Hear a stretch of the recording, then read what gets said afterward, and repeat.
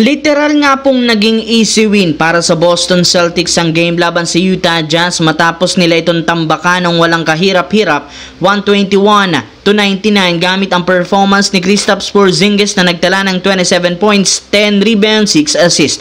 Tumulong rin naman dito sina Jason Tatum 26 points, Peyton Pritchard 18 points at si Sam Hauser na nagtala ng 14 points. At sa pagkapanalo, meron na ang kanilang team na record na 51-19 bilang second seed sa East. At sa kasalukuyang kalagayan, napakalaki ng tsansa ng Boston na maselyuhan ang pangalawang pwesto kaya nakapagdesisyon ng coaching staff na unti-unti nang babaan ang load ng kanilang mga players. Isa-isa na nga po nilang pinagpapahinga ng Celtics sa mga ito kagaya ng ginawa kay Jaylen Brown na hindi nga po pinaglaro ng team sa last 2 games upang mapagtuunan nito ng pansin ang pagre-recover ng kanyang injury. Kaya mukhang naghahanda na ang Boston Celtics sa kanilang run pagdating ng playoffs. Samantala, simula nga po ng kunin ng Los Angeles Lakers ang tatlong two-way contract na sina Jordan Goodwin, Trey Jameson at si Christian Koloko, grabe nga ang pakinabang na mga ito sa team since sila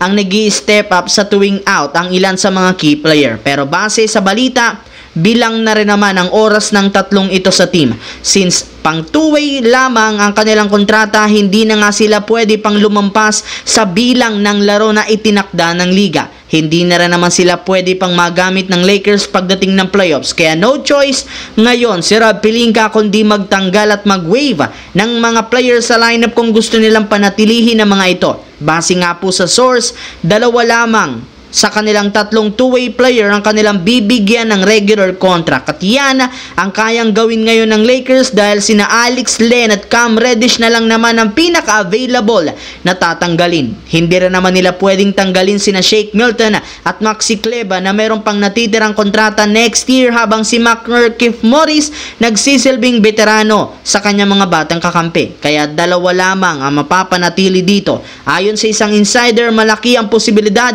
na sina Jordan Goodwin na nagkaroon ng malaking impact at si Christian Koloko ang magagamit nila bilang matchup sa mas malalaking sentro na makakatapat sa playoffs. Pagkatapos nga po ng impressive win ng Washington Wizards last game laban sa Denver Nuggets, nagsunod-sunod na naman ang kamalasan na umabot sa 3-game lose streak kasunod ng pagkatalo muli sa Orlando Magic 120-105. Nasayang nga dito ang performance ni Alex Sarr na nagtala ng 19 points, 10 rebounds at si Jordan Poole na merong 18 points.